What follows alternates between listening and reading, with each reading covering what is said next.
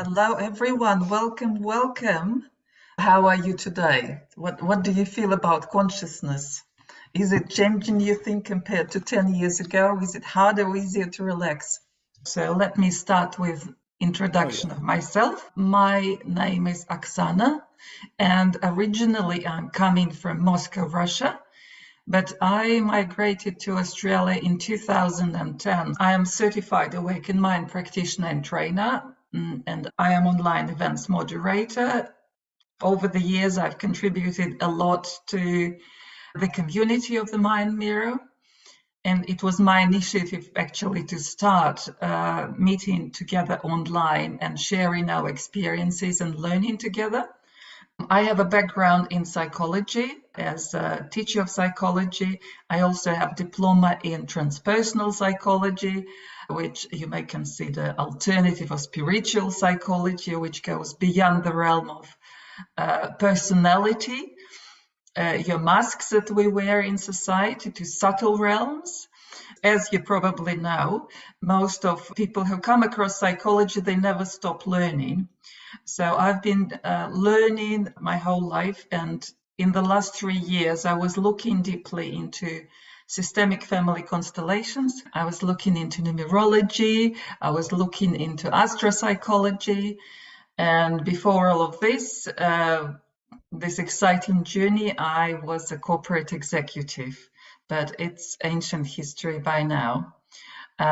So if you like me to summarize my biggest interest in life, probably that would be the high order of creation, looking onto the deepest, most profound level or language, you can put it this way, energy language, frequency language, vibrational language.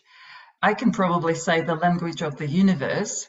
And if you look into the ancient, or this mystics tradition or cultic tradition, they would know all of it. But we lost this knowledge, and it feels like I'm just reawakening to the knowledge that's already existing in me. So you might feel the same.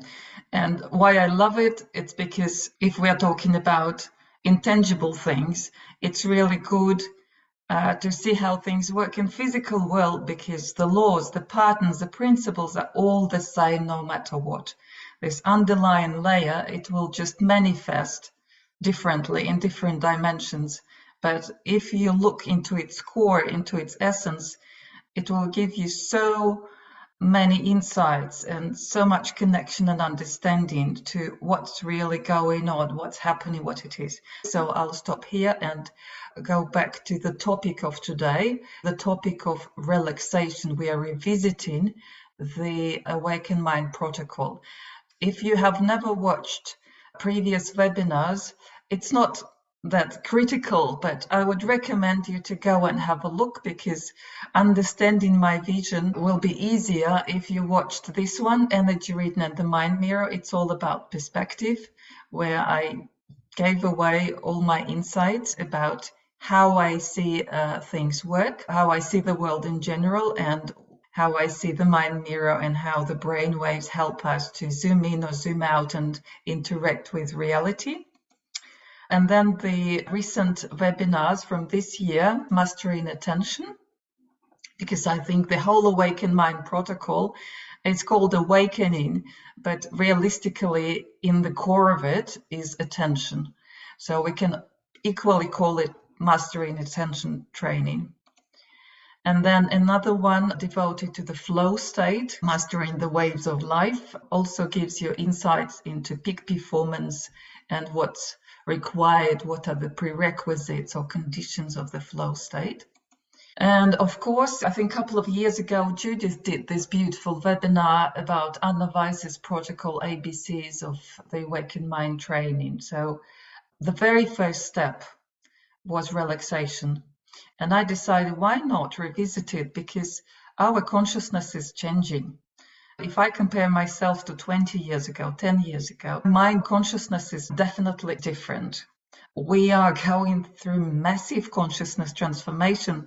We have overabundance of stress, we have overabundance of information, and I guess it's important to highlight Maybe to some of you that would be common sense things, but it's very good to go back to common sense and look deeper beyond these multiple iterations and repetitions of what you do for stress and this and that. You can find plenty of information on the internet. Artificial intelligence will be generating presentations for you, but welcome to Real People World. This presentation was generated by me personally through my personal experience. So I hope you will enjoy it, and I'll emphasize more the things that I would like to share personally, because you won't find that in the internet. And I'll skip quickly the main things that you can explore further by yourself, and slow down when we need to practice, because practice is the key. I hope you're ready to play and explore and learn. And of course, I'll remind you that we have the Mind Mirror portal, and here below you can see the link. So just a reminder that you can find meditations on relaxation in our Mind Mirror Meditation Center.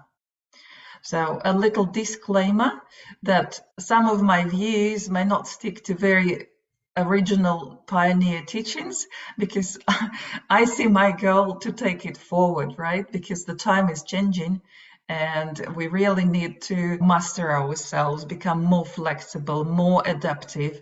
And that's really, I think you will agree that it's the key skill, how to adapt to this fast-paced life, to these changing conditions, very demanding, very pressing on our consciousness. So part one, there'll be 3 parts. In the first one, we'll talk about the deep meaning of relaxation, hidden insights in our languages, different language groups. We'll look at the myths and metaphors for relaxation, why and what happens when we can't relax, and key relaxation principles and tips.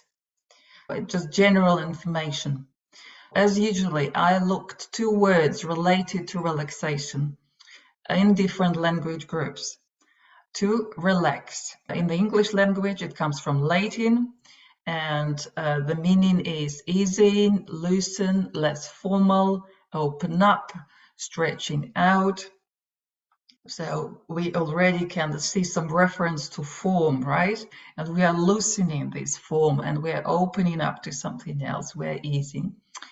Russian language is quite interesting. To relax will be расслабляться, which actually can be translated as being weak. A Hindu word for to relax, the verb comes from Persian, which means peace and comfort. In Hebrew, it will be from calm down, Chinese release or let go, and in Swahili, take a break. So all of this will start giving you more and more insight. To rest is another word often related to relaxation. In Old English, it was coming from the word bed or couch. I found that very interesting. Another version is, it comes from Proto-Germanic, where it means measure of a distance, namely mile, or stage of a journey. So it implies we're kind of zooming out and we are creating some distance. It also implies this is just a different stage of a journey. In Russian, to rest is related to breathing, and the closest literal translation would be to restore breath. In Hungarian, it comes from to pluck feathers, or again to breathe. Interestingly, breathing comes there again. In Chinese, it contains a few of the hieroglyphs or signs. The meaning of those: a person leaning on a tree to rest. And originally it was air going into the nose. So again, we see reference to breathing. But later, the lines representing breath were reanalyzed as heart. So something related to breathing, something related to heart. So what it could all mean. Before we go there, I invite you to do a very simple exercise. So don't strain yourself. Let's just play. Please do it with care. If you feel discomfortable, stop immediately. So try to take in breaths. So do not allow yourself to exhale.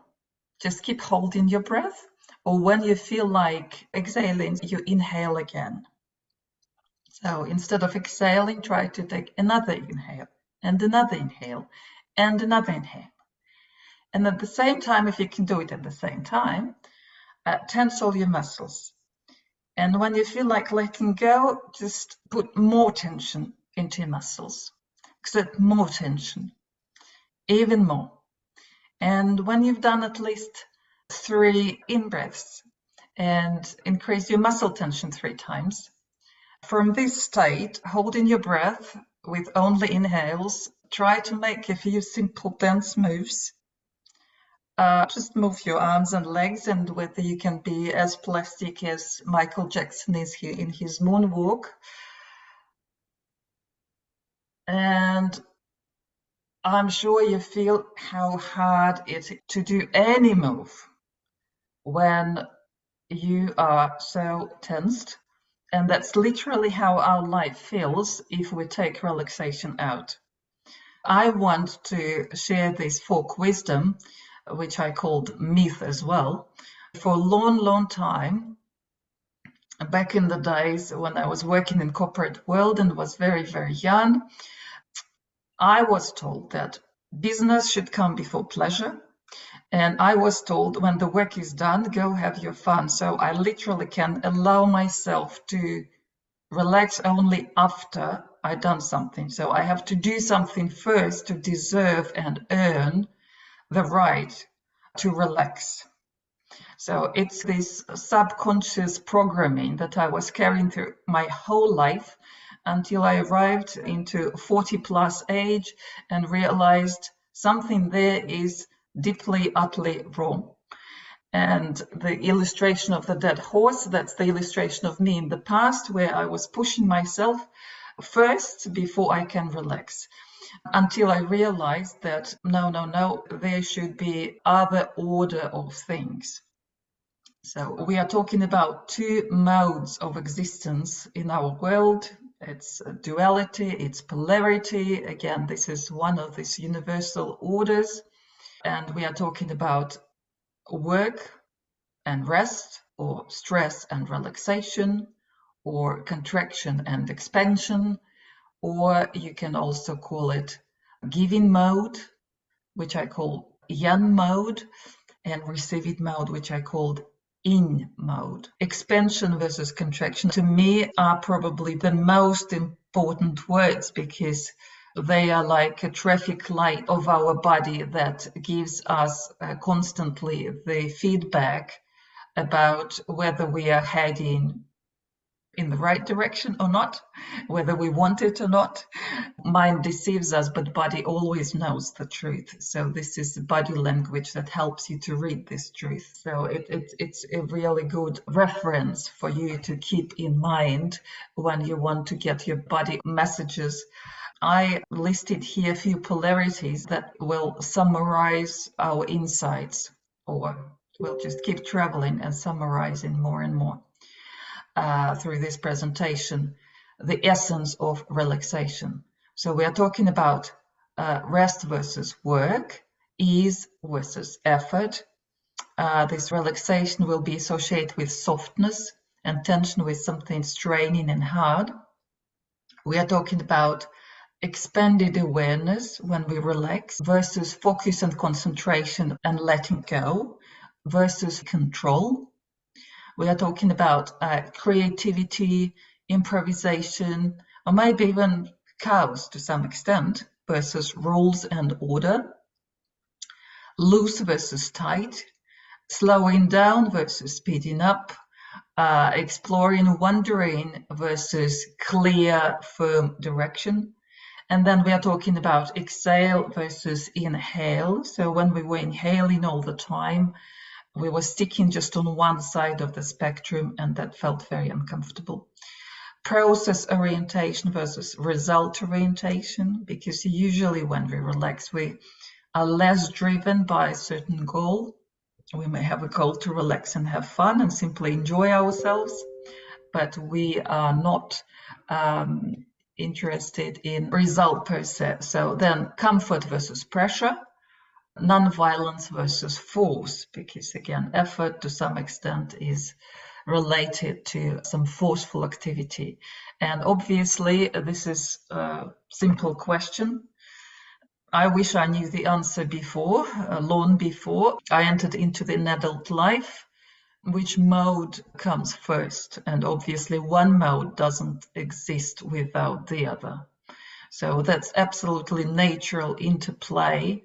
It's like one of these, again, other laws of rhythm or cycle, where one changes another, and together they push us forward. Together they help move, accelerate, change, transform, evolve. So again, why I decided just look broader, not just at Awakened Mind Protocol, but look at the logic. Why relaxation in general should come as the first step. If we look at any mindfulness exercise, any meditation, any energy work, extrasensoric perception training or intuitive reading, if we talk about neurofeedback, alpha theta neurotherapy, and literally every day, every life move, it starts with relaxation. We can't move on without it. So metaphorically, the key essential things I came up, metaphors are great because they give you a broader kind of multidimensional explanation of things that through images, similarities helps you to better connect with the meaning. So take in to take off. That's how I call the first one. So for the car to go, we need to ensure the tanks are full. This is the first step of a preparation for any of our life journeys. And obviously we don't want dead horse. We want live horse and full of energy horse. At any time, we need to make sure our energy tanks should be full before we start. We not just arrive to the point of exhaustion. No, we are taking measures, and ideally we know our energy levels, our battery capacity, how long we can last. We know our favorite recharge methods, and we top up far before 100 kilometers before your tank is empty.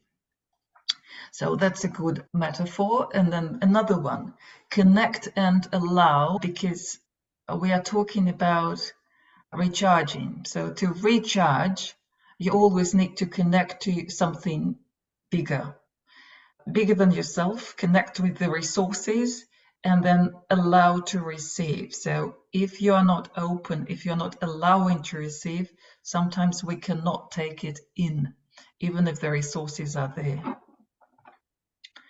Metaphor 3, wipe out to start afresh. And you'll maybe recognize one of the images I used in Mastering Attention webinar with a blackboard. So we need to clear the space for new experiences. We need to clear the residue of previous actions to be ready for a new movement. We need to cleanse this blackboard of our attention from previous lessons to open up for new lessons to come. And obviously, you'll see all of this reflected in our brainwaves later as we go.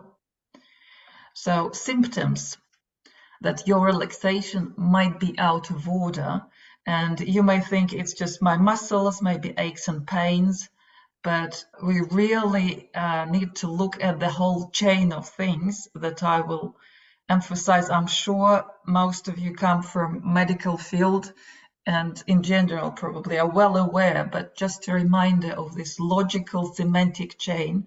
Relaxation will fall into rest and digest.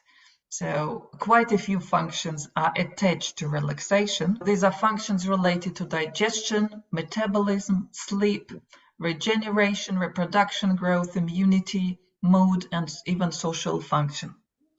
So they could be attention problems, lack of focus and concentration, difficulty with decision making, poor sleep, poor appetite, indigestion, bloatedness, constipation, metabolic problems, weight problems, low energy, high blood sugar, high blood pressure, dizziness, headaches, hormonal disorders, reproduction problems, low immunity, slow regeneration, bad moods and irritability, low social activity, and in general poor adaptability.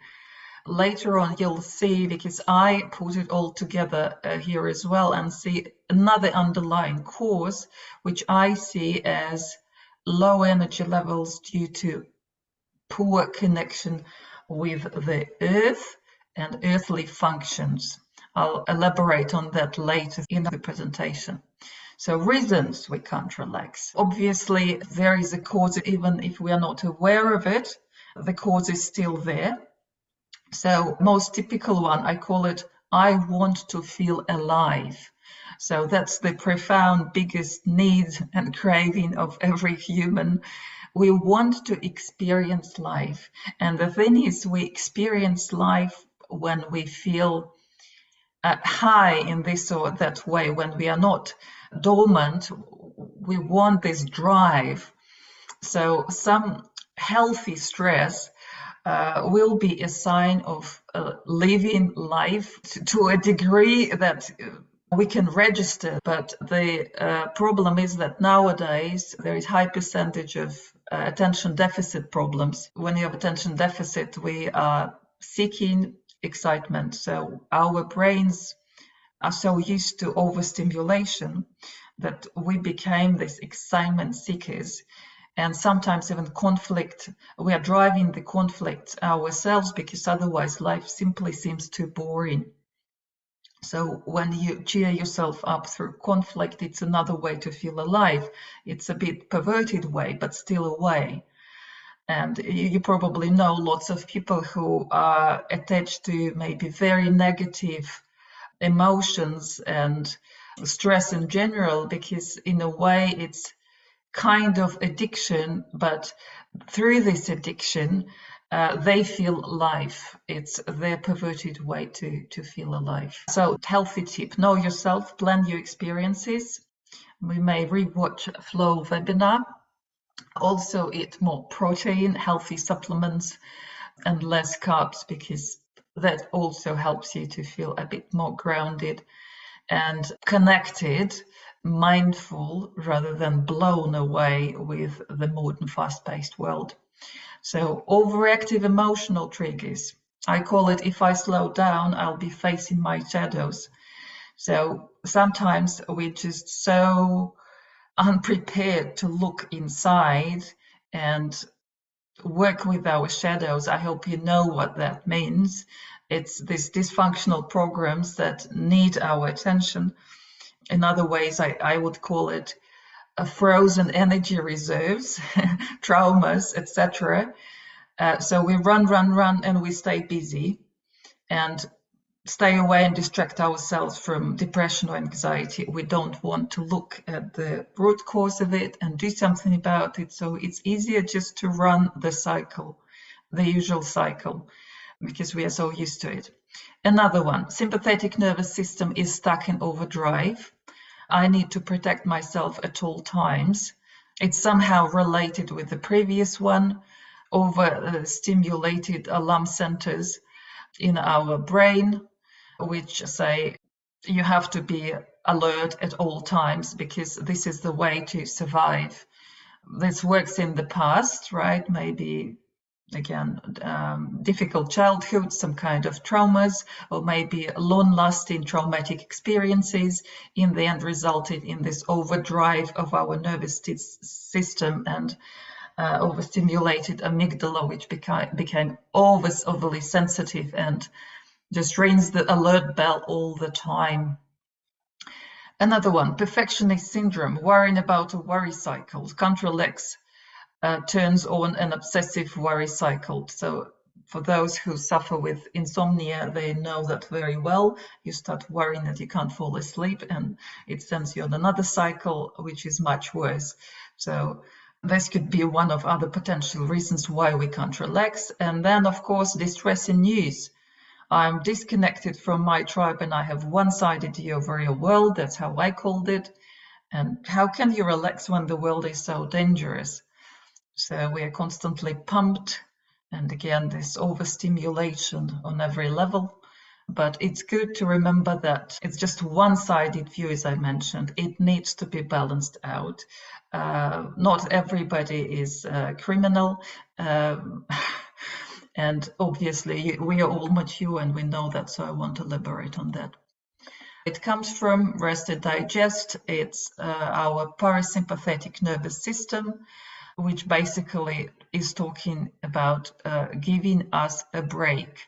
So it's related to metabolic processes, slows them down, and allows us to conserve energy when the body is at rest or in a relaxed state. If it works fine, we have balanced blood sugar levels. We have no problems with relaxation hormone. Blood pressure is normal, heart is normal, breathing rate is normal. This parasympathetic system stimulates flow of saliva. So if we have a dry mouth, it's one of the symptoms.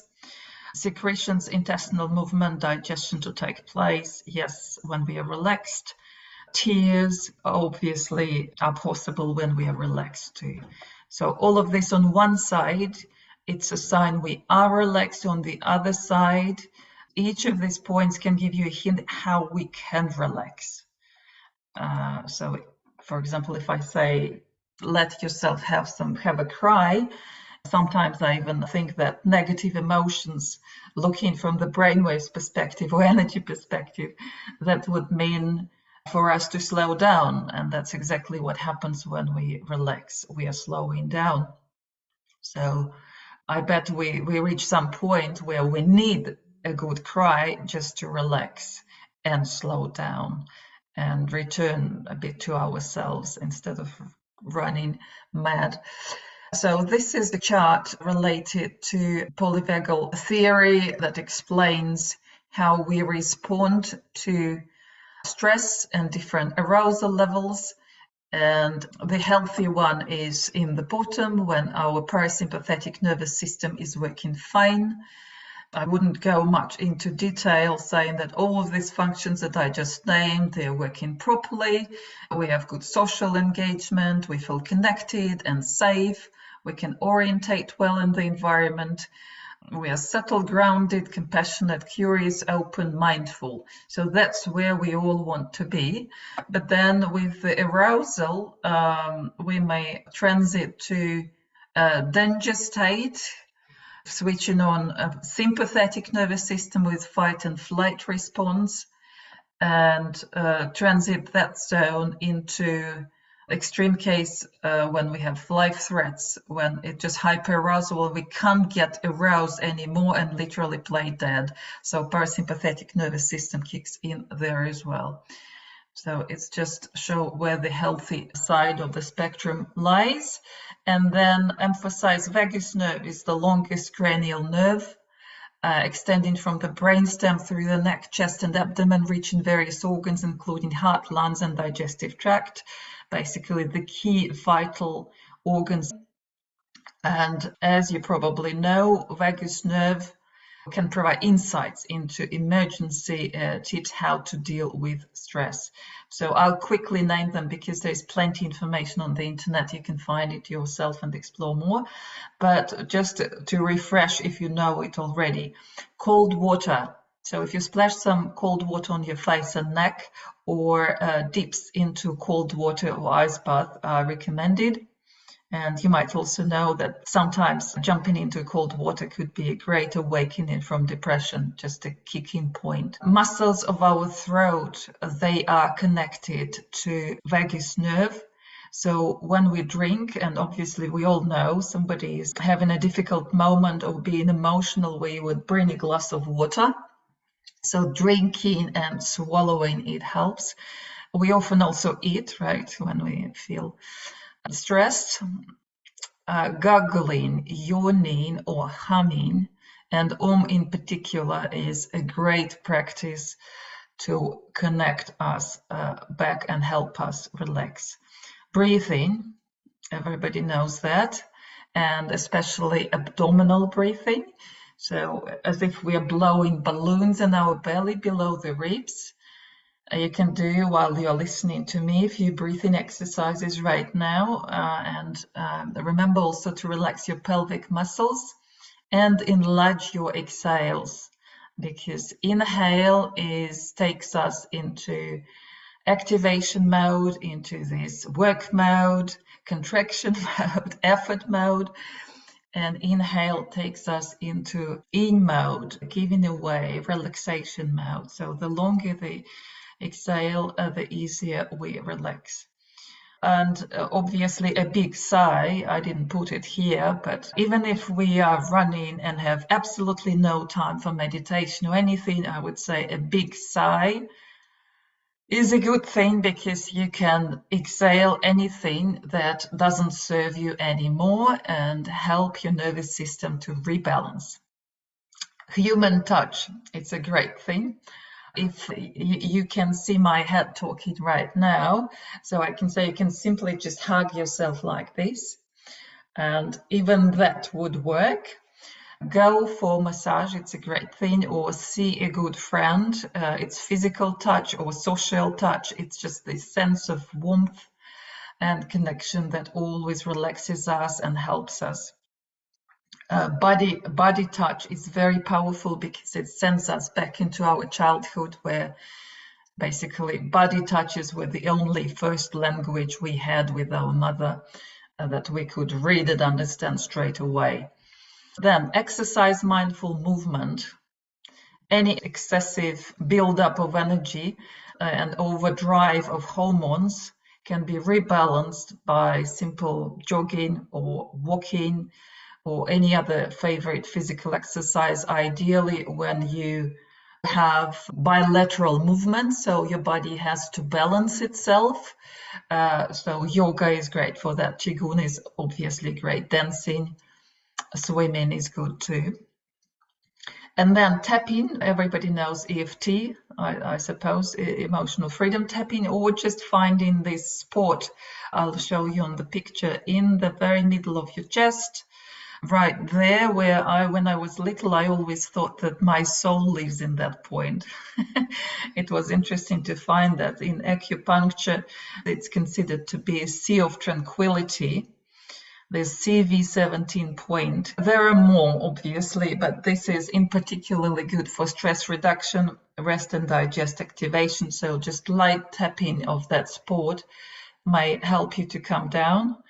And we often, I don't know about you, but I often put the palm of my hand on the chest of my son when he was a bit worried and I needed to calm him down. Or even taking it back into the childhood, when we are little, we like to sleep with our little teddy bears, and we are pressing them right against that point. I think that's not a surprise. The easiest and best exercise, breathing exercise ever, that can be taken away and can be given to a child to help balance the nervous system. I put it here for you. I'm sure most of you will know, but just a reminder how you can explain it and how you can remember it yourself. So it's to balance the gas and brake, these two parts of your nervous system that drive you through life. So the first one, breathe in like you would smell your favorite flowers. And then breathe out how you would blow the candles on your birthday cake. So both will give you these pleasurable associations and help you to make your breath deeper and less shallow, and thus regain the balance. So great way to illustrate and remember. And here we come to underlying tips and principles for relaxation. They are non-obvious. This is my individual list. I realize that we can't really relax unless we are supported. So support is critical. To be loose, to become loose, to come at ease, we literally need to lean on something hard, something reliable. So that's why, obviously, we sit in a chair, we go to sleep in a bed on the floor. In social ways, we rely on mothers, spouses, partners, friends, We even rely on laws and governments. We rely on our belief systems and knowledge. We rely on habits and rituals. But there should be these things in physical and non-physical that we can rely on. And my question and hint for you, homework for you, will be to think about how many of these support points do you have. Make sure that you have as many as possible, both in material and non-material form. And what could they be? Depending on where you think you might have problems with relaxation, you may think of more points to rely on. So next one, we were talking about connection. So to connect, we need trust. So we need this reliable source we can rely on. So it implies there should be something we trust, we fully accept, something which can be received and receive us with warmth and love. In short, we can call it comfortable conditions within which we can relax. Then the next point, non-violence or gentleness. So it stems from the previous one, similar to how you can't make somebody love you or force somebody to love you. It's hard to be forced to relax. So we can only create the right conditions for it, and then it will come naturally. I maybe mentioned that before. I had a singing teacher. He calls himself Discover Your True Voice teacher, because he says that every person has his or her own voice frequency, a true voice. It makes you resonate with yourself, so your whole body starts resonating with your voice, and that means your whole field starts resonating. And he once told us that he had to revoke all his CDs with his meditations and training exercises from the shop shelves, because he said they were not gentle enough. I'll remember it forever. There wasn't enough gentleness in those meditations and guided exercises. Another one, key underlying tip and principle, contrast. Maximum relaxation comes after maximum contraction. In Russia, we have a joke that's just weird short dialogue. Go and relax. And the response is, I don't need to relax because I never get strained. It made me think for a long while that not getting stressed is good, until I realized that just being always relaxed and not stressed enough is no good. It means being stale. So change is good, and learning by contrast is good. Contraction and expansion, they pump the flow of life, so that's natural to go through some effort. And as we learned from the flow webinar, there is this optimal level of stress for you when you feel alive and when you're pursuing meaningful goals, and that's how it should be, right? When you're below that, you're simply bored and you're under exercising yourself, and probably you'll end up on a slippery path of some addictions or other perversions of how you can make yourself feel alive. Food feed all levels. Relaxation obviously is part of our refill, recharge, reproduce cycle. So we need to make sure that we are charging all levels. We usually stuck at physical, and that's when we think about muscles, nutrition, exercise, breathing, fresh air, and everything else related to physical. But let's remember that we have other levels as well. So we have emotional level or emotional body, and to relax some work usually can be done there as well. Letting go, forgiving, breathing through difficult emotions, maybe draining them through good friends or psychologist or, I don't know, priest in the church, or emotional feed we need too, and inspiring, encouraging emotions we need too, so we can resonate with others through even watching movies or listening or watching or seeing people who carry the vibration that we would like to have, carry the emotion that we would like to connect with. Then mental, mental feed most of the time these days is just go into silence and detox. But light philosophy, creativity, beauty, art, nature is exactly food or feed as well. Nature is the best way to relax and harmonize and rebalance. And then spiritual, of course, again, same knowledge about how world operates, nature, meditation or prayer, high energy places and high vibrational people, inspirational people, all of that would help to feed that side or that level or that body. Okay, so that was the first part of my presentation today, and I'll move on to the energy perspective. We'll talk about energy levels and how it's related to spirituality and health and happiness. And then we'll do a test based on psychoastrology. Okay, so first of all, question. They're very simple, but it's more to make you think. Take your thoughts into right thinking mode. Who do you think is more likely to be in a bad mood? By which I mean maybe snap and complain about something. Relaxed person, a person full of tension. So obviously, a person full of tension is more likely. When you're relaxed, you don't want to snap and complain. Who is better at improvising, being creative, being more adaptive in any form? Relaxed person or person full of tension? Again, just by simple movement exercise that we did in the very, very beginning, you can't be fluid in your moves when you're full of tension. Another question. What's more energy consuming? Acting ignorantly by habit or acting consciously? I should say habit is one of the energy preservation modes. It's a bad thing and it's a good thing. So if you have good habits, it's like you run a very economical car and petrol fuel doesn't cost you too much. So that's why it's really good to inbuilt make sure you have good habits early in life, and that will make your life much, much easier. That's what I'm trying to do with my son. And then acting consciously. It takes energy to discern the details of the context that you are in. And I think this is the main thing, recognizing the context.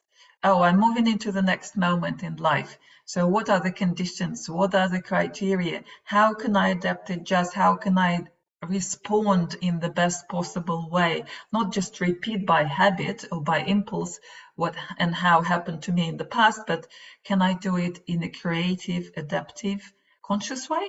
So it's always more energy consuming. It requires this variability, flexibility, if you like. Who is more likely to be happy? Someone low in energy or someone high in energy? Again, kids are best teachers. So when my child starts being grumpy and demanding and capricious, it means he's just tired or he's getting sick if this is early in the day. And that's so obvious. With adults, it's actually the same story. Somebody who is full of energy is more likely to be happy. Though, if they don't know what to do with these high energy reserves, sometimes it makes them play dead. So they'll get stuck in front of the TV on the couch, or sometimes they may go into conflict mode because they feel this desperate need to discharge this energy. So that's another side effect of having too much. But in a healthy way, if you know and you are using it, moderating the usage, you'll be fine. You'll be happy. So let's see how all of this fits into what I call energy perspective. And from that, we move on to the next part, brainwaves. So life, we are transmitters of energy. We receive, transduce, and transmit it further on at all times through our energy centers. And that's what I want to remind you, just to keep in mind in relation to relaxation, where it comes from. I want to remind you that we have two main sources. The stattetrahedron, sometimes this shape is also called Merkaba, is believed to describe our light body, but in essence it represents interaction or interplay between the two: mother of form, physical, earthly energy or nature of the human, and father of spirit, spiritual, heavenly nature of the human. So we would represent the intersection or interplay of both. And when we talk about relaxation, one of the key things is connected with our body more, because we are so trapped in our minds and overstimulated on many levels, living in information age. So I want to remind that beautiful citation from the template movement. They talk about sacred geometry, and they do ceremonies to reconnect the meridians or circuits of your energy body, of your light body, if you like. And I absolutely love this citation. I acknowledge and honor my physical being as the pinnacle of the manifestation of my spiritual identity. Juliet Carter. It's maybe difficult to comprehend from the first time, but we need to understand physical body is not something dropping out or evil or full of sins and desire. Not necessarily. We can see the other side of it, where it's actually very complex and really a masterpiece of creation on physical, which still holds a spiritual side in it as well. Spiritual, what do I mean by that? So we need to be connected to the earth, obviously, to receive the feed, and we need to be connected to the spirit. Being spiritual from the energy perspective would mean you are connected and you are aware of the energy network or spiritual network, or to this web of life. That makes you more conscious, more mindful, more sensitive, clairvoyant, if you like.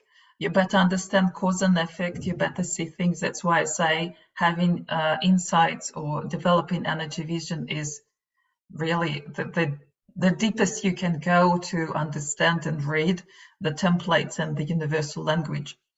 And also makes you more responsible, adds meaning to your life, because you can sense and identify your role, where your piece of puzzle is in this bigger world, as a conduit of life energy in this bigger network, bigger puzzle.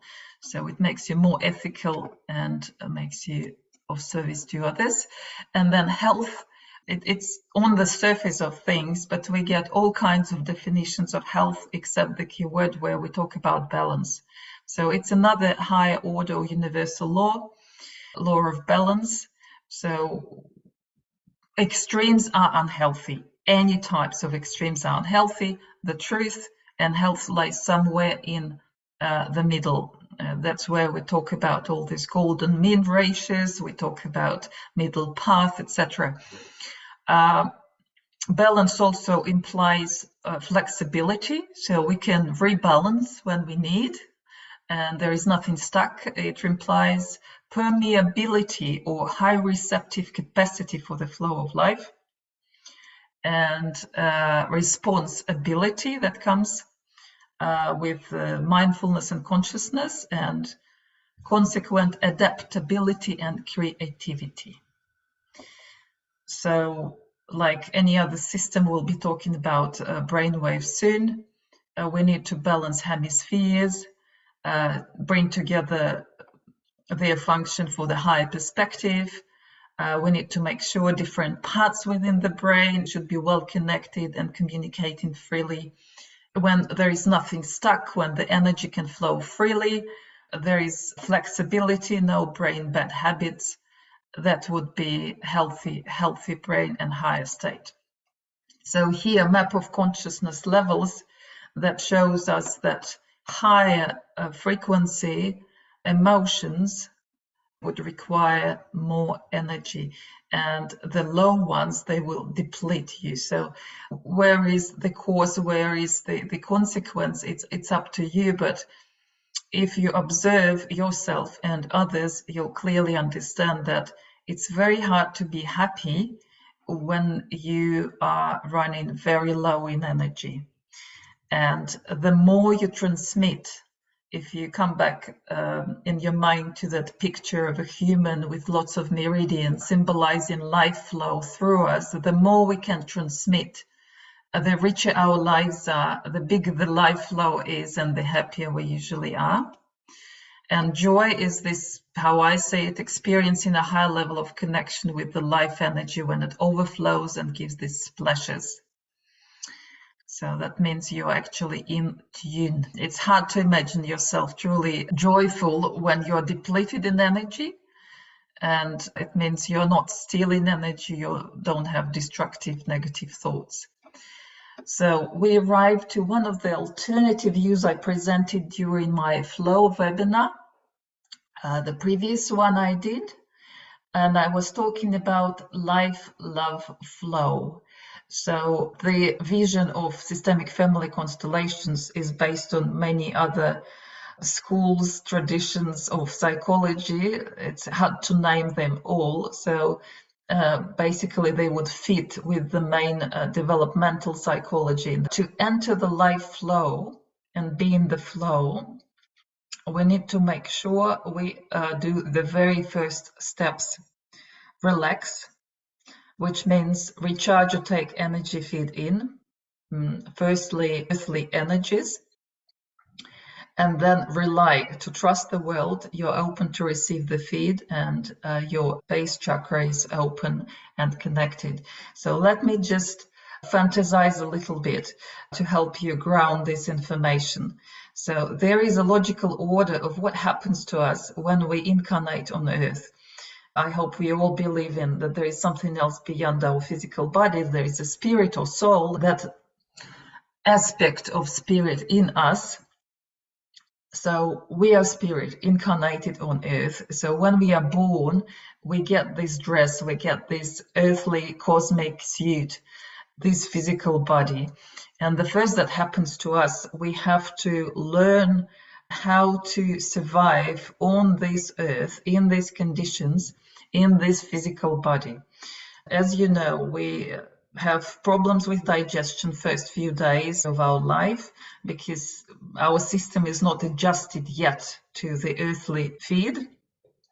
And it takes a while to adjust to temperature, body maintenance, all of these little things related to our physical existence. So actually, successful survival would imply that you learn to relax, which means you can learn to take feed in on every level, starting with your mother's breast milk, earthly energies, magnetic field, you can feel comfortable there and connected with the earth, grounded. And then you rely. These two things come hand in hand because we are absolutely helpless. So we need to rely on our carers, whoever is feeding us, taking care of us. So these two things, they're so essential that they basically will define ways of interaction with the world later in life. Can we trust the world? Well, was the mother responsive? Was she coming and satisfying our needs, meeting our needs? Maybe with a delay, but she was always there. There was someone there who was taking care of us. So it's critically important. And as we can see, systemic family constellations, they talk about it as the very first steps in starting the flow. Another alternative view, psychoastrological view, is talking about the same. Our ability to trust, to relax, to adapt, survive is set in the first 3 years of our life, where probably first 6 months are the most important and the most critical. Here I want to emphasize that we learned about rest, digest, logical, semantic chain related to relaxation. And here is kind of another logical chain which talks about relaxation as part of adaptation and survival. In astrology, the very first phase of our life, phase of adaptation to earthly body and developing survival skills, as I said, is represented by our first 6 months to 3 years of life. This is the time when we inherit family survival models, usually feminine side of the family, because we are physically attached to our mother for 9 months. So every cell of our body is sitting in her field, experiencing her vibrations. We can't disconnect. And we are still attached energetically to moms, I think, to about 7, 8 years old. So we are attached through relationships with our main carer. And we are so tuned to our mothers that we pick what they feel, how they feel, all their vibrations. And we learn to connect with the world, or respond to the world kind of through her eyes in a way. So here we come to the very interesting exercise related to the moon, because I learned that in natal charts, based on our date of birth, time of birth, and place of birth, we can find the moon that will describe quite a few things. And one of them is relaxation, or best ways to relax, and your comfort zone. Or in short, I could probably call it your survival strategy. So that's this mode that we inherit from, as I said, mainly feminine side of our families. And we can change it later in life, because it means this passive mode, basic, with minimum effort. What should we do to relax, recharge, and survive? And whenever, whatever happens, when we are triggered, we will have the tendency to go back or regress to this basic survival strategy that we carry in ourselves. I'll stop the presentation, and I want to share with you the file that I prepared for you. Some of you gave me your birth details. So depending where your moon sits, which house and which sign, and of course which aspects, that will define your strategies. I invite you to open the moon file. For those of you who haven't done that, you can use quickly, without registration, this free service online. You can do it at home, because I think we might run out of time very fast. I'll just give an example. I have details for Stefano. I'm opening the file, which is a summary from the book by Pavel Andreev, where you can read about your comfort zone and relaxation. So in the beginning, there will be just some generic information about the moon, the one which I just described. We realize that the moon is our comfort zone, and there are relaxation strategies attached to it. So, for example, for Stefano, it's the third house in Pisces. For you, the picture of the world is the place where one has to learn, communicate, move around. And that means the person relaxes through socializing, traveling, writing, and learning. And so that's defined by the house. And then there will be the sign. The sign was Pisces, so I'll go to the Pisces. Moon sits in Pisces, so the atmosphere of comfort and relaxation is formed from a special emotional mood associated with music, esotericism, art, cinema, and with additional indications from context with nature and animals. I marked in yellow the key lines that you might be interested in. And of course, I want to pay attention that this is just the very first layer, because astrology is much more complex than this. If moon has aspects or connections with other planets, they will mess up and they will interfere. So what I just named, the house and the sign, will give you your ideal picture of relaxation. But most likely it will be influenced by other planets. If Moon is connected with the Sun and the Mercury, for example, and Venus, if they come in a bundle all together, when Moon is activated, all others will be activated. So say in the case of Stefano, it will mean it's not just communicating and meditating and learning. That's exactly what he is doing right now. But there will be other things coming up into play as well. Like Sun would be about shining the light or being on the stage and demonstrating oneself. And then Mercury will be about learning, communicating, so that's already covered. And then Venus would be about result, maybe material result, maybe flirting and search of beauty related to that as well, desire to connect with other people, look for relationships, because this is very important for Venus. So I wouldn't go into details, but at least these two will give you an idea of how you relax.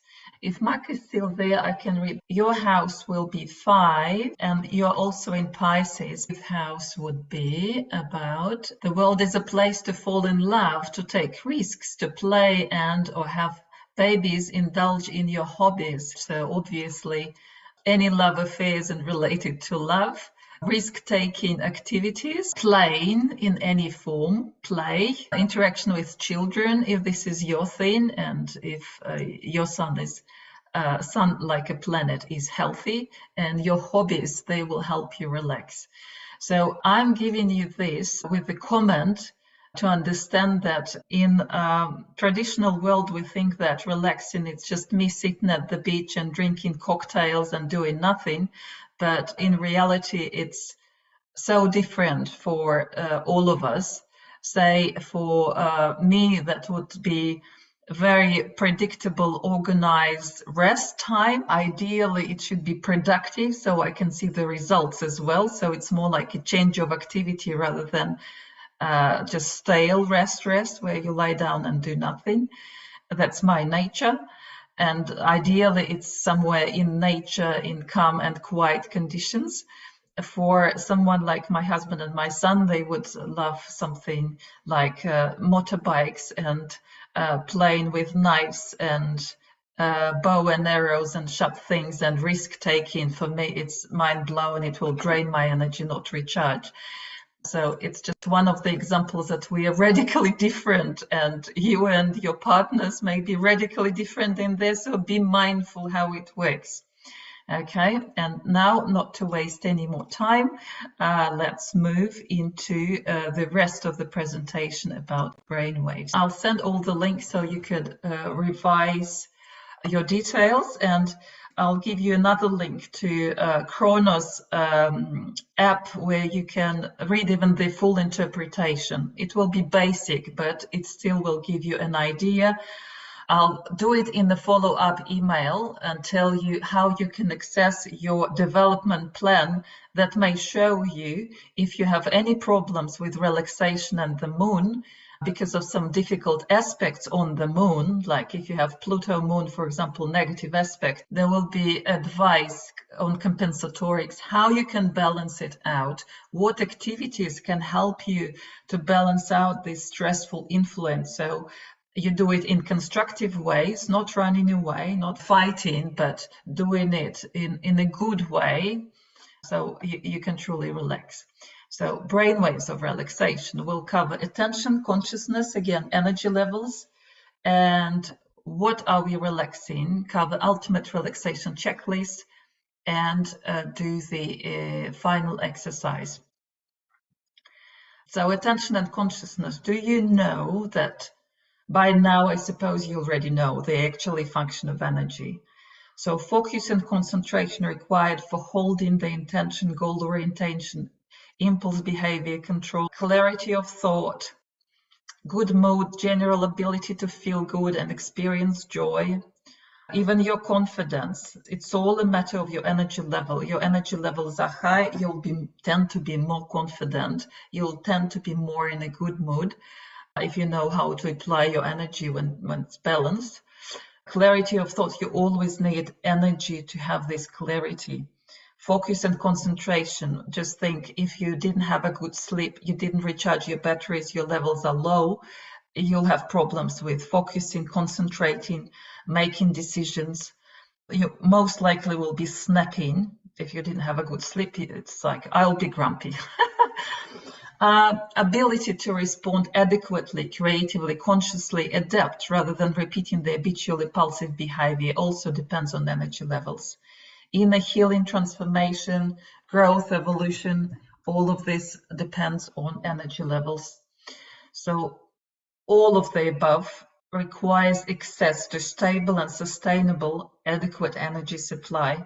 Thus, the better you understand your energy structure and support your system, take a good care of yourself and your energy levels, the better functioning and happier human you are. So brainwaves. Let's have insights from brainwaves. We know that when we talk about brainwaves, we imply flow of energy and its frequency. So in some ways, that abstract chart with vision art and meridians transmitting light, that's one way to represent it. Brainwaves would register, because brain is registering instrument for the whole body energy field. And we read few frequencies. And introducing you these frequencies, I'll mention the order they kick in as we're born, because we learned that when we come to the earth, we need to adapt to earthly realities. And we don't just, we are not born adults with adult brains. We're born with very little brains that actually grow very fast in the first 6 months and grows and is not mature until we are age 10, 12. So let's look at it. We are born and we spend lots of time sleeping. That's our delta. Up to 3 years old, delta, theta, we live in the lowest frequencies, slowest ones, and they are required for our intensive growth. The growing physically takes lots of energy, so it's just this savings mode. And deep connection with the other side as well, I should say, delta. We don't have any boundaries, we are still halfway in the other world and spend a lot of time in sleep. Then we speed up, and that's theta dream world. And remember, if you have kids or grandkids 3 to 6 years old, they're lovely sons, they're beautiful, they radiate light and love, but they are in the dreamland. If you ask them to focus, they wouldn't hold their attention for long. Attention span is ultra low. They are driven by fun and excitement, easily distractible, easily floating away. And then to age 7, 8, we develop alpha, we speed up even more, and that's when kids start learning, reading at school. That's when we can focus, hold the focus, and that lays the path for our beta. Alpha also implies we get really good hold of our body, and that's when most of kids also they do, I don't know, swimming, football, all kind of body exercises, making sure they're fully connected with their bodies. And then beta comes last, this fast frequency of adult world with abstract thinking and planning and conscious behavior. And then as we continue through life and we develop our spirit, a spiritual crisis or Kundalini awakening may come with gamma. So it's even faster frequency. So all I wanted you to pay attention here now, not to read this, but just get an idea. We gradually integrate ourselves into this world, earthly world. And here you can see how we see it with the mind mirror, the brainwaves. I put these numbers as the speed, 1, 2, 3, 4, just for the ease of it. So starting with delta, very slow, theta, then alpha, and then a beta conscious mind. Alpha bridge, as you can see, it's the dominant one. So our state of mind will be a combination of these brain waves. So the one which is the loudest will define or orchestrate the rest of the symphony played in our minds. And here, the main thing I want to draw your attention to is that alpha bridge is sitting there in the middle, and it's this line of consciousness or borderline that separates conscious mind from subconscious and unconscious mind.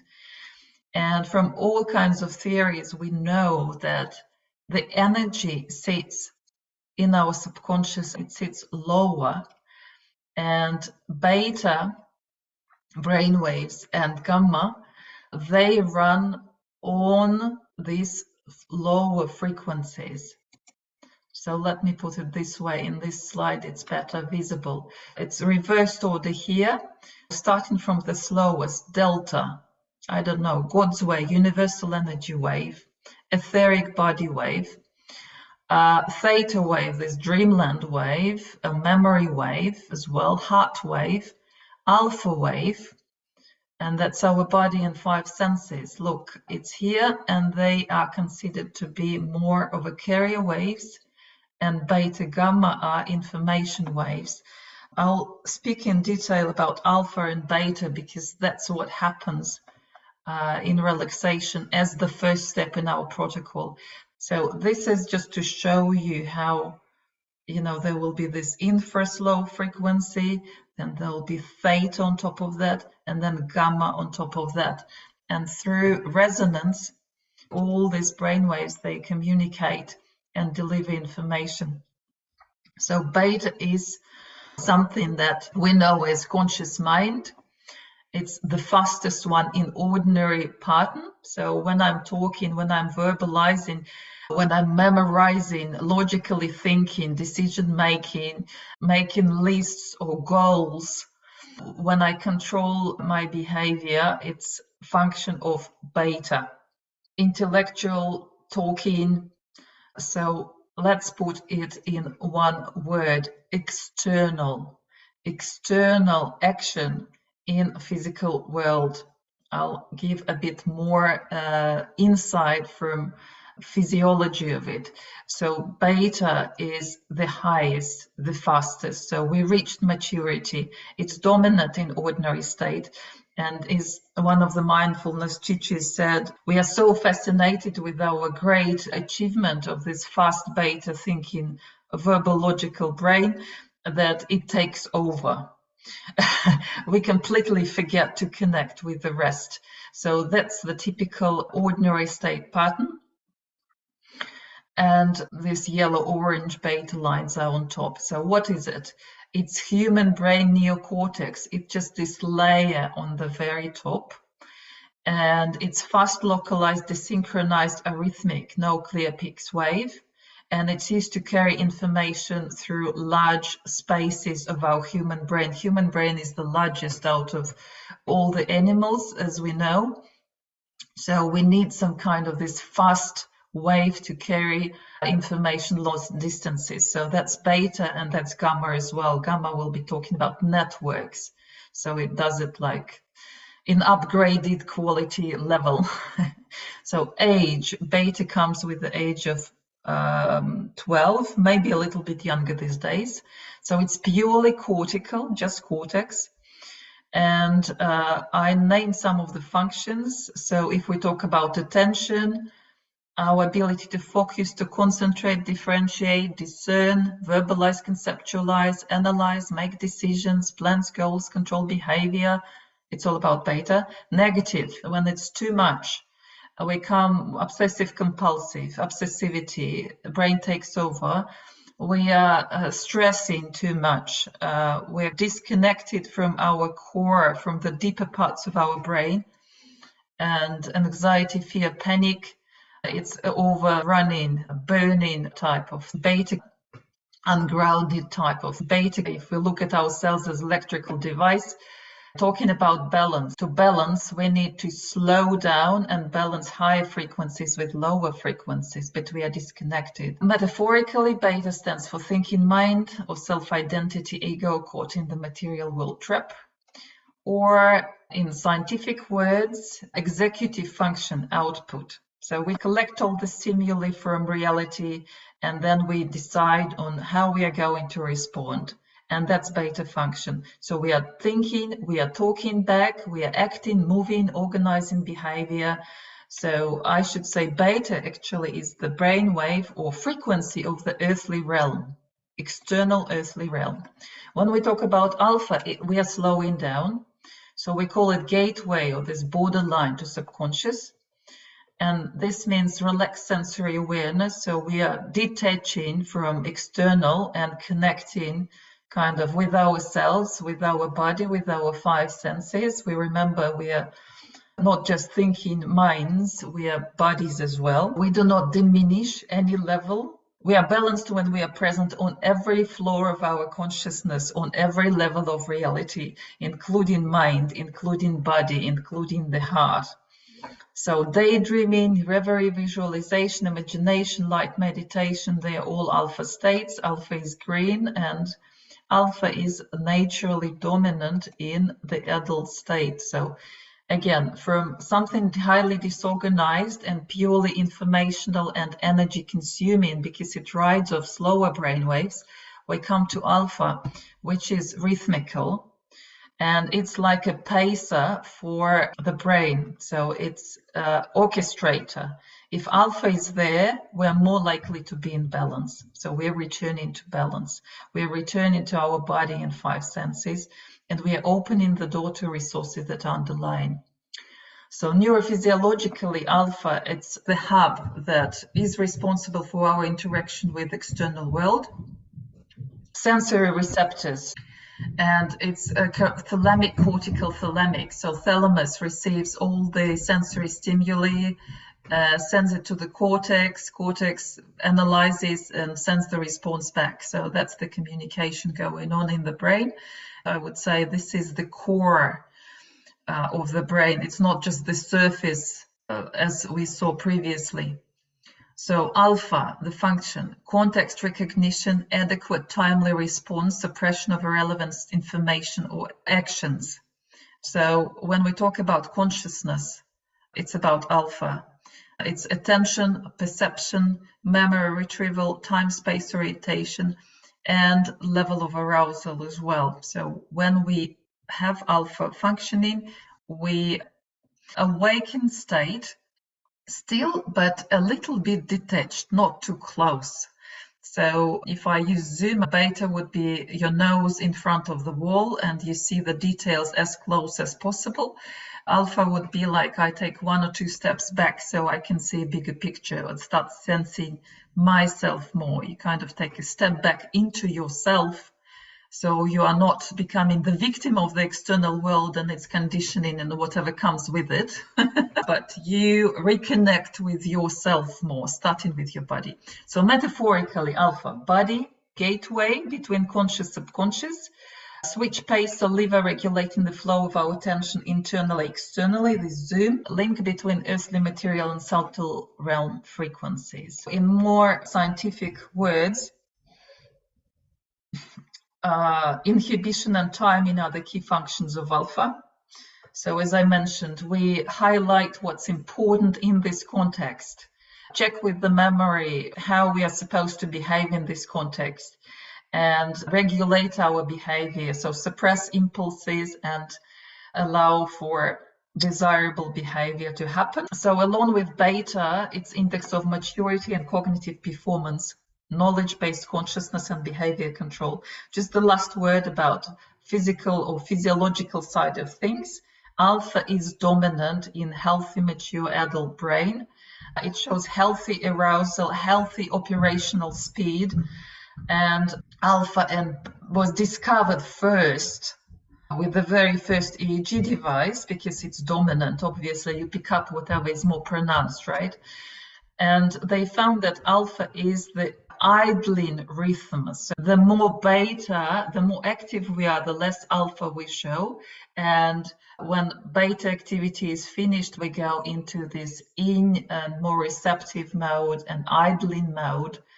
And my biggest insight when I was reading a book about psychology, that alpha was described as this readiness for action. You wipe out your blackboard, wipe out all your sensory channels, and you sit there ready for action. Peak performance, especially in sports world, you can't be distracted. You have to be open and ready to act when the moment comes.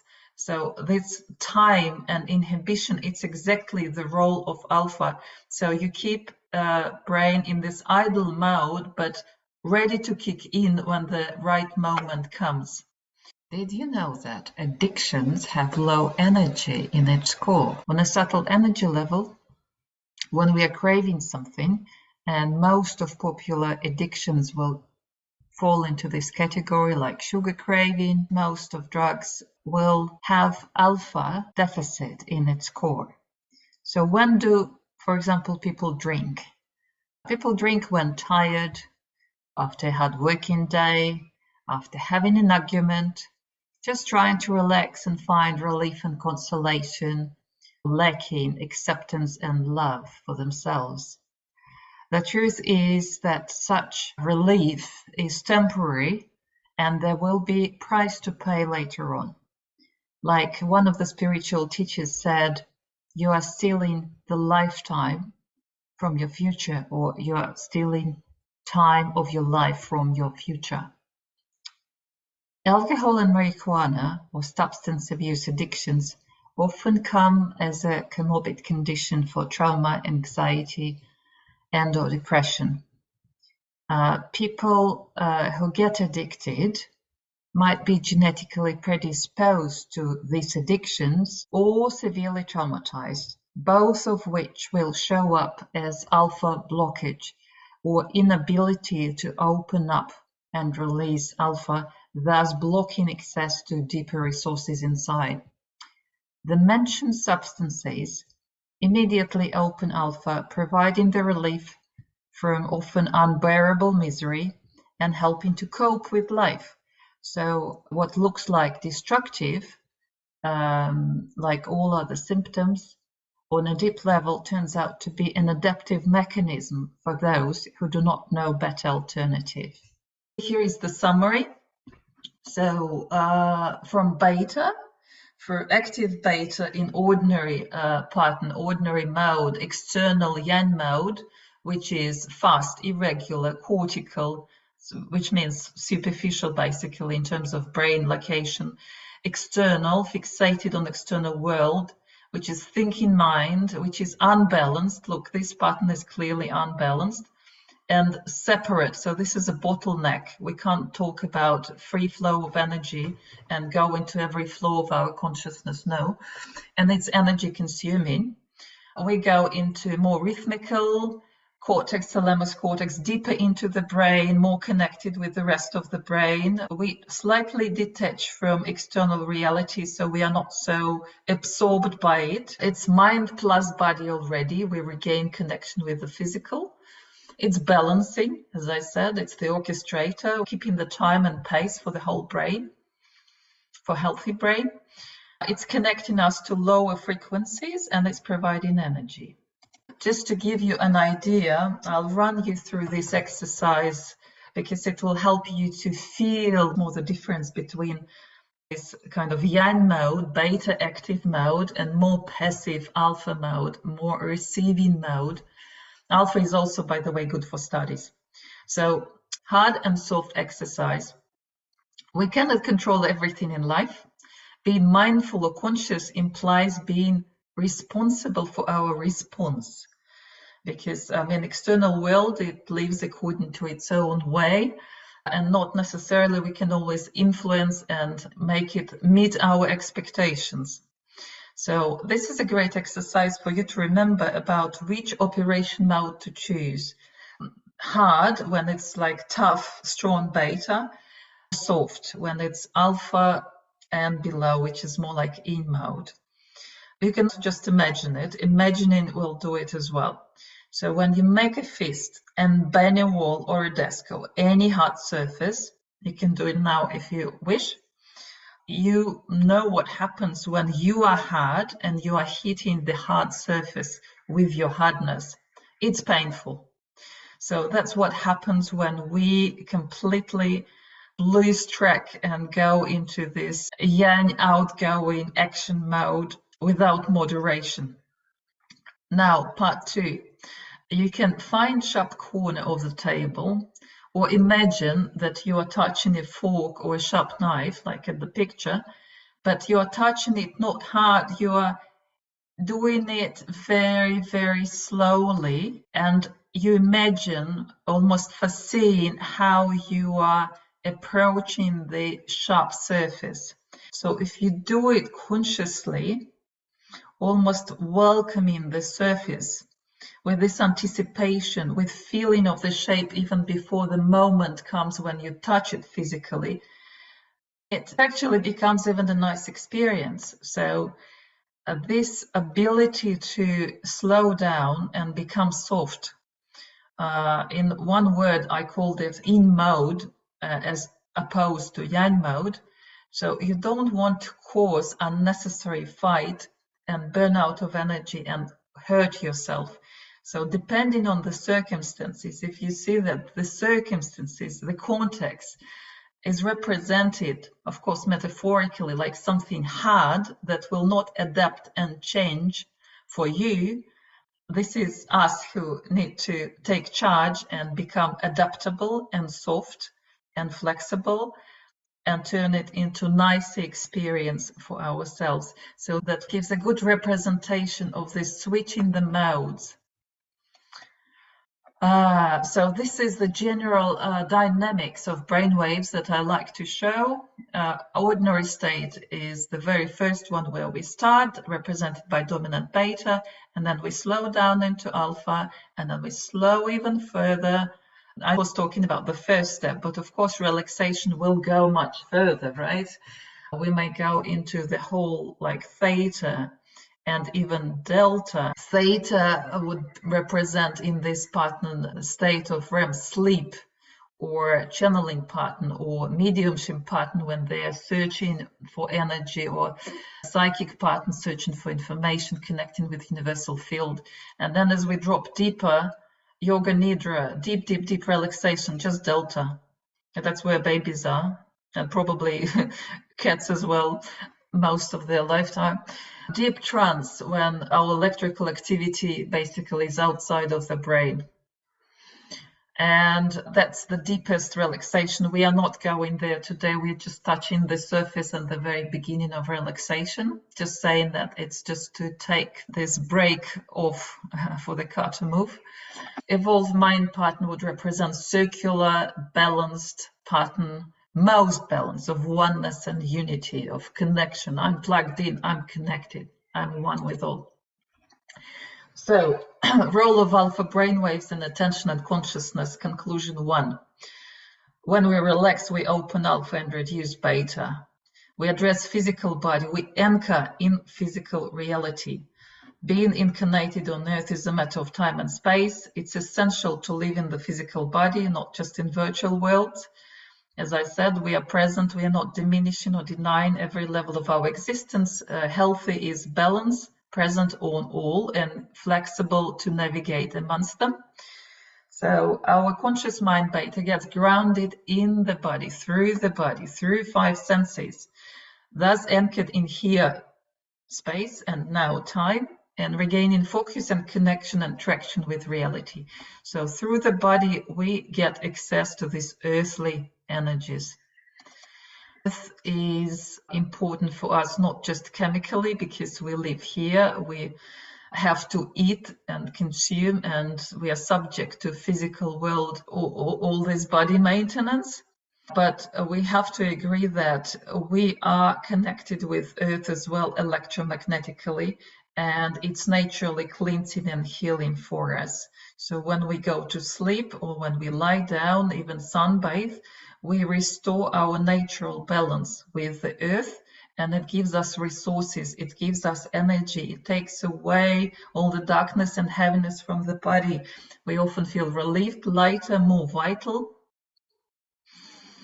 And we recharge, right? We get this point of support, and we feel there is bigger mother, right? So you can talk about Earth or electromagnetic field, or you can simply talk about we're connected to nature more, and it's tangible, it's physical, it's really sensible. We can check it, right? Feel it with our senses.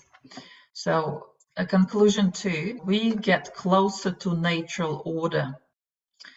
Adaptability, switch on our adaptability. High, healthy, more optimal, efficient states are characterized by less chaos and more order or coherence. So alpha is central dominating rhythm, and thus its organizing principle. So metaphorically, alpha is like a conscious driver monitoring the traffic, which selects relevant stimuli, blocks irrelevant, and the gearbox, it adjusts our speed. Attention qualities will be focus, selectivity, flexibility, switchability. And without alpha, we're actually stuck. It's like your car being parked and you can't move. You have to take your brake off.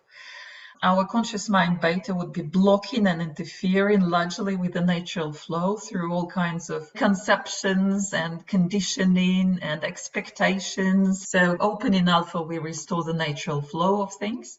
And remember that peak performance formula is actually potential minus interference. So we reduce interference from beta through relaxing and allowing for things to happen. And here, just a good illustration that I didn't show before. So alpha would be generated from the middle of the brain with representation pathways going to the cortex. So this how they look like. So you literally get your brain connected. And the last but not the least, we connect with inner resources through alpha. It's the gateway to subconscious. So the door is shut, we are trapped in our mind box, unable to connect with so much needed energy, which, as we learned, is required for beta and external action, otherwise we'll burn out. And we need information as well. So intuition, inner wisdom, heart soul perspective comes from lower levels, theta and beyond. So alpha opens the doors to these resources, essential resources. Just one slide showing a snapshot of our brain response and switch. So beta would be trapped in the physical external, separate survival mode, and look how much beta we have.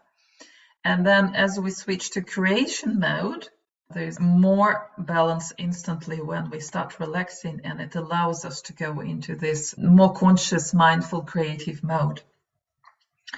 Alpha landmarks, I named them in the previous webinar about flow state, because to enter the flow, we need to relax as well. We need to open alpha. We can't be fixated. We can't be holding the brakes. So that's letting go, receiving, flowing, opening, allowing, accepting. It will all be about connection, trust. It will also be about breath or exhale. So we are restoring this breath of life, sensualizing, tasting, activating all five senses. The word life, vitality, health, and flow, happiness, friendliness, all relate to alpha. The words, again, themselves, they are triggers or landmarks or keys. You just say the word and it will bring associations and activate alpha in you. That's what we call landmarks. Attention, perception, nature, environment, nature in general, anything we enjoy, place, activity, relationship, getting in touch, communicate, reach out, reconnect. And the very word time and present to yourself will activate alpha. Plus power within will take us deeper into alpha theta. And actually all support points I want to discuss in the next program devoted to the next stage, because after alpha we dive into theta, and I want to make a program about that. So when are we relaxing? What are we relaxing? Good question to ask. Do you have a favorite body scanning order? When we talk about body relaxation, we have to remember that our mode of interaction with the world is through our five senses. So it's good to relax these muscles related to senses as well. And then do you remember that we also have other bodies? So here is the ultimate checklist. Sensory channel, vision, eyes. And as I'm doing this, you may just close your eyes and imagine all the muscles relaxing around them. Hearing, ears. You may imagine your ears and all the muscles around them relaxing, including maybe links to the brain if you like. Smell, nose. So all the muscles related to the nose relaxing. And as you draw your attention, by the way, to those sensory channels, your blood will be going there, and it will make those sensory receptors more sensitive. Taste, tongue, relaxing the tongue, and touch, skin. Body levels, our brain is selective, and usually we are fixated on muscles. We are relaxing muscles. But remember that our body is more than just what we see. It's a vibration as well. And bones, muscles and organs and blood vessels, they have their own vibrational frequency, and underlying skin, fat and skin as well. So you can connect with them all. So here I leave it with you. It can be a guide to your ultimate progressive relaxation meditation. And I will record one. So if you want to receive one when it's recorded, leave me a message in chat. I'll send it to you, because by connecting, we used to think we can recharge from external world, from food, from something external, but we never think of our own body as something that can actually provide us energy as well. So when we focus on bones and then muscles, organs, blood vessels, and then skin, we actually extract energy or connect with our own body more, pump or saturate our etheric body, which makes our presence more tangible, visible, and lifts our confidence to another level, confidence and consciousness and sensitivity to the next level. And then think, just I'm giving it to you now like this, but can you imagine relaxing every cell of your body?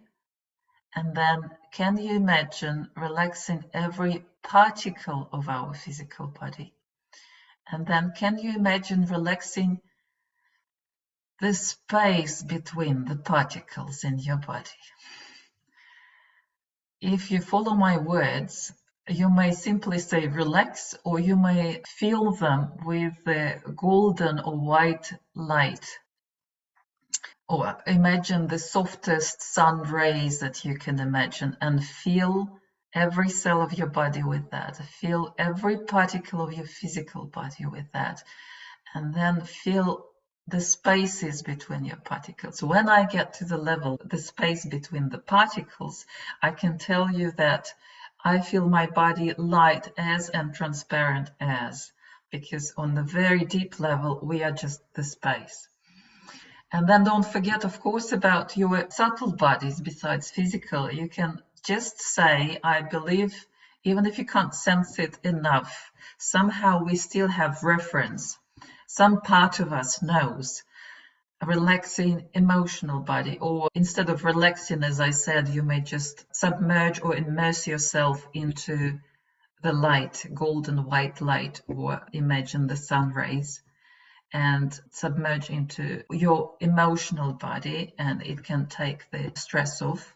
Oh, by the way, there is a meditation released now for free from the course that I did about my favorite meditations, and there we talk about violet flame or violet ray, and we submerge ourselves into this violet flame, and that's the highest light frequency. So it's very healing and it's very liberating. It's beautiful. I invite you to check out that meditation. It's listed on Meditation Club announcement. So this is the Mind Mirror Meditation Club that you can visit and find there the violet flame meditation. So emotional body, you can relax. Mental body, just give it command to relax or submerge in light, and spiritual body as well. Just remember about that. And then we came to the last exercise for today.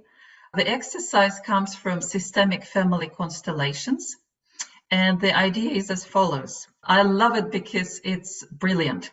In its essence, it's shamanic and quantum. It may work, it may not work, but I recommend you to try it anyway. First of all, for this little exercise, you may need to lie down. I'm not sure if it's possible in your current conditions, Just be ready for lying down if you need, or be ready just to sink in your chair if you need. It can be done as follows. First thing I would like you to do, ideally, I would like you to stand up and do it while standing. So if you can do it like that, please do it. If it's difficult for you, you may just put another chair in front of you and just switch chairs. But this body movement is critically important for switching your brain. In short, we are going to step into relaxation. So first thing we are doing, I want you to stand up or sit in your chair and close your eyes and scan yourself right now, your body, how it feels. Check your posture, general posture, your muscle tightness, and overall impression of how you feel yourself within your body, how you typically feel.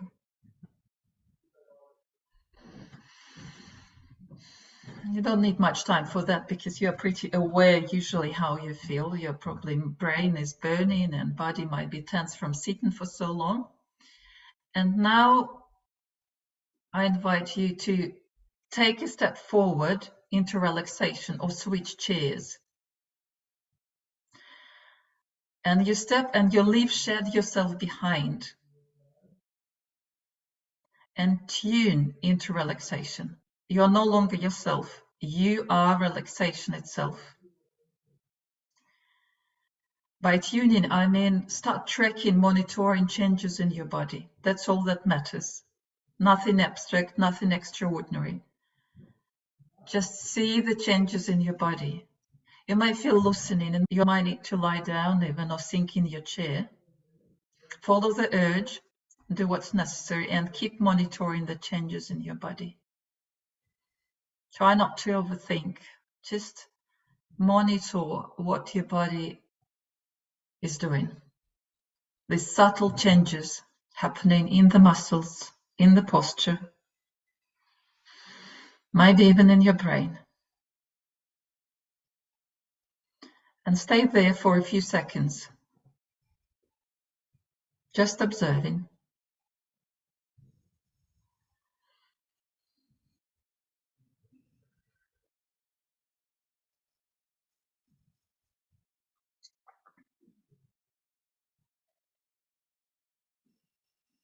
You are relaxation itself.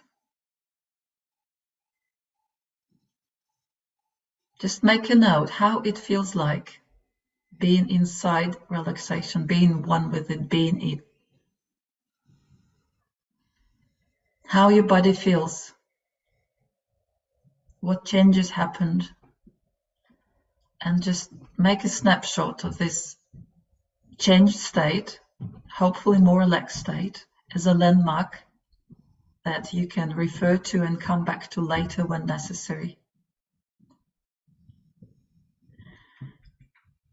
So when you're ready, you may switch on fully your brain, take a deep breath, and come back to your normal position, to your chair, and still ponder a little bit about any insights that might have come up while you were doing this short exercise and meditation. So when you're ready, please come back. So it would be very lovely if some of you can come back and share your experiences. Otherwise, I'll wrap up our meeting today. So I hope you enjoyed this webinar.